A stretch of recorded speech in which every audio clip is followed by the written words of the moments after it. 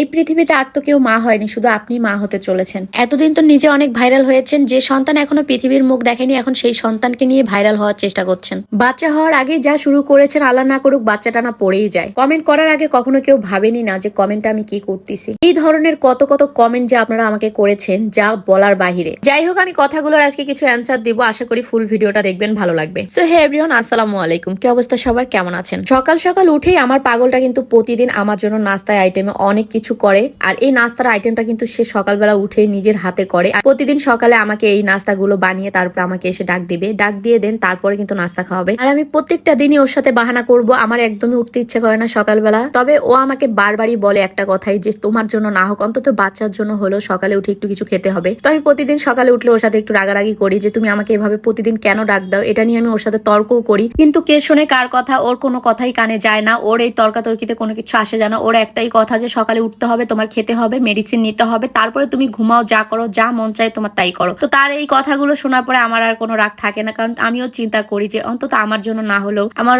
গর্ভের সন্তানের জন্য হলেও আমার কিছু খেতে হবে, কারণ তাকে তো খাবার দিতে হবে, আমার তার জন্য হলেও আমাকে নিজেকে সুস্থ রাখতে হবে। এগুলো চিন্তা করে আমি রাগটাকে কমিয়ে আমি খাওয়া দাওয়া শুরু করে দেই। যতটুকু আমার মনে হয় খাবার ততটুকু খাই। ও একটা কথাই বলে যে তুমি যা মন চায় তুমি এখান থেকে খাবে। তোমাকে আমি এত খাবার দেই শুধু একটা কারণে, কারণ তুমি এখান থেকে বেছে বেছে তোমার যেগুলো খেতে মন চায় তুমি খাও। এই জন্যই সে এতগুলো খাবার বানায়। মানে আমার কোনটা খেতে ভালো লাগবে কোনটা ভালো লাগবে না সেটা তো আর ও জানে না, আর ও বুঝেও না যে আসলে আমি কোনটা এখন খেতে চাচ্ছি। সবকিছু বিবেচনা করে সে আমার জন্য এতগুলো খাবার আর কি তৈরি করে। খাওয়া দাওয়া শেষ করে আজকে আর ঘুমাতে পারলাম না, আমি অলরেডি উঠে পড়েছি। উঠে এখানে রান্নাঘরে চলে আসছি। রান্নাঘরে সবকিছু আমি এখান থেকে সরিয়ে দিব। আমি বাসায় তেমন কাজ করি না, আপনাদের ভাইয়াই করে মোটামুটি সব ধরনের কাজ, আর আমাদের কাজের মেয়ে করে। তো আজকে আমি চিন্তা করলাম যে পুরো পাকঘরটাকে একদম সুন্দরভাবে ক্লিন করব। তো আমি একটু তাদেরকে সাহায্য করতেছিলাম। শরীরকে সুস্থ রেখে আমার করণীয় আমি ততটুকুই করি, আর বাকিটুকু কাজ ওরা দুইজন মিলেই করে। দুইজন মিলেই বাসার সম্পূর্ণ কাজ করে। আমি টুকিটাকি আমার যতটুকু সম্ভব হয় নিজের দ্বারা ততটুকুই করি। তারপরেও মাঝে মধ্যে কাজ করতে গেলে আপনাদের ভাইয়া অনেক বকাঝকা করে, তোমার কোনো প্রেশার নিতে হবে না, তুমি একদমই কাজ বাজ করবা না, তুমি রেস্ট নাও, তোমার রেস্ট নাও খুবই জরুরি এই সময়। আর আমার এমন একটা সময় যাচ্ছে এখন, না আমি খাইতে পারি, না ঘুমাইতে পারি, না ঠিক মতো হচ্ছে গিয়ে চলাচল করতে পারি। কি একটা পরিস্থিতির মধ্যে আমি যে এখন পড়ে আছি সেটা উপর আল্লাহ ছাড়া আর কেউই জানে না। সবে বরাত অলরেডি চলে আসছে, আমাদের বাসা বাড়িগুলো একদমই নোংরা হয়ে রয়েছে। অনেক দিন ধরে আমি অসুস্থ থাকার কারণে ঘর দুয়ার ঠিক মতো পরিষ্কার করতে পারতেছি না। তাই আপনাদের ভাইয়া বললো যে সবে বরাত আসার আগে পুরো বাড়িটাকে সুন্দরভাবে একটু পরিষ্কার করে নেই, যেহেতু তুমিও অসুস্থ, তুমি পারবা না, আর আমিও ভাবে সময় দিতে পারতেছি না। আজকে যেহেতু ফ্রি আছি, তাহলে আজকে একটু কাজবাজ করে ঘর দুয়ারটা একটু পরিষ্কার করে ফেলি। ঘর দুয়ার আগের দিনই পরিষ্কার করে ফেলেছে, আজকে শুধু রান্নাঘরটা পরিষ্কার করা বাকি ছিল। তাই ভাবলো যে আজকেই রান্নাঘরটা পরিষ্কার করে ফেলি, যেহেতু এরপরে বিজি হয়ে যাবো, সবে বরাত আসতেছে, সামনে আবার রোজা পড়ে যাবে। তো আমাদের বাড়ি ঘরের অবস্থা খুব একটা ভালো ছিল না, আর এই সিচুয়েশনে আমার ঘর দুয়ার পরিষ্কার রাখা খুবই জরুরি, কারণ আমারও ইনফেকশন হতে পারে কোনো কিছুর কারণে। এই কারণে আপনাদের ভাইয়া সবসময় সতর্ক থাকে, আর বিশেষ করে আমিও সতর্ক থাকি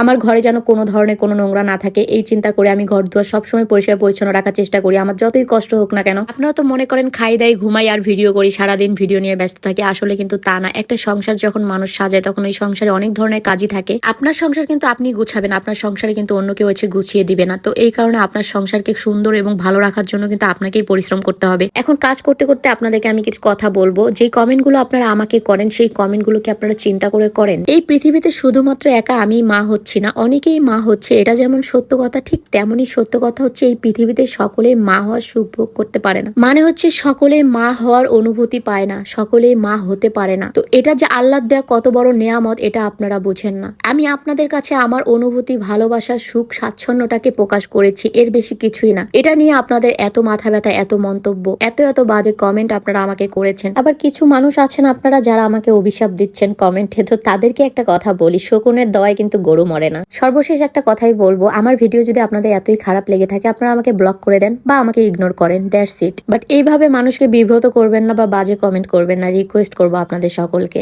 কথা বলতে বলতে আমার ঘর পুরো গোছানো কমপ্লিট। আমি গোসল করে খাওয়া দাওয়া করে রেডি হয়ে চলে আসছি মেহেদির টেরেটাকে গুছাতে। মেহেদির টেরেটা আমি গোলাপের পাপড়ি এবং গাঁদা ফুলের পাপড়ি দিয়ে অনেক সুন্দরভাবে গুছিয়ে মেহেদিগুলোকে এখানে রাখলাম। আর আমার কিন্তু আজকে মেহেদি পড়তে হবে অনেক সুন্দরভাবে, পুরো 2 হাত ভরে পা ভরে মেহেদি পরবো আজকে আমি। তো এই কারণে সুন্দর করে আমি মেহেদি টেরেটা গুছিয়ে নিলাম। এই তো এখন যে আপুটা আমাকে মেহেদি দিবে চলে আসছে আমার বাসায়। সে আসার সাথে সাথে আমি তাকে হাক করলাম, অনেকদিন পরে তার সাথে আমার দেখা হয়ে গেল। আর এক পর্যায়ে সে আমার কিন্তু একদম খুবই ভালো একটা ফ্রেন্ড হয়। তো সেই ক্ষেত্রে তাকে আমি বললাম যে ঠিক আছে তুমি আজকে আমাকে সুন্দরভাবে মন মতো, তোমার মন মতো করে আমাকে মেহেদি দিয়ে দিবা। আর এখানে আমাকে সে পায়ের নেল পরা ছিল, নেল পরানোর পরে মেহেদি দেওয়া শুরু করে দিয়েছে। আমাকে এসেই কিন্তু সে টিকলি পরিয়ে দিয়েছে। আমি একদমই সিম্পল ভাবে একটু সাজগুজ করে বসে পড়েছি মেহেদি দিতে। তো এখানে কিন্তু পায়ে মেহেদি দেওয়া চলতেছে, আর তার মেহেদির হাতের কাজ যে এত বেশি ভালো, মাশাআল্লাহ, অনেক সুন্দরভাবে মেহেদি দিতে পারে আপু। আর বিশেষ করে সে খুবই দ্রুত কাজ করতে পারে, এই জিনিসটাই আমার সব থেকে বেশি ভালো লাগে। তার খুব একটা সময় লাগে না মেহেদি দিতে। মেহেদি দিতে যে কতটা বেশি ধৈর্য লাগে এটা তো আপনারা নিজেরাই জানেন। আর যদি একটু তাড়াতাড়ি মেহেদি দিয়ে দেয় তাহলে ভালো হয় না বলেন? এই যে গাইস, আমার কিন্তু পায়ের মেহেদি দেওয়া অলমোস্ট ডান। আর কেমন হয়েছে অবশ্যই কমেন্ট করে কিন্তু জানাবেন। পায়ে মেহেদি দেওয়া কমপ্লিট করে হাতে মেহেদি দেওয়া শুরু হয়ে গিয়েছে। আমি হাতের মধ্যে দুইজনের নাম লিখবো, মানে আমার নাম, আমার হাজবেন্ডের নাম। এক হাতে আমি আমার নাম লিখেছি, আর এক হাতে আমি আমার হাজবেন্ডের নাম লিখেছি। তো এই নামটা কার নাম ছিল এটা আপনারাই কমেন্ট করে জানিয়ে দিন। আর আপু এত সুন্দরভাবে ডেকোরেশন করে নাম লেখে আর এত সুন্দর করে মেহেদি দেয়, মাশাআল্লাহ। তার হাতের মেহেদি দেওয়া দেখে আমি কিন্তু সত্যি অনেক বেশি ফিদা। আপনারা দেখে বলবেন যে কেমন লাগে আপনাদের।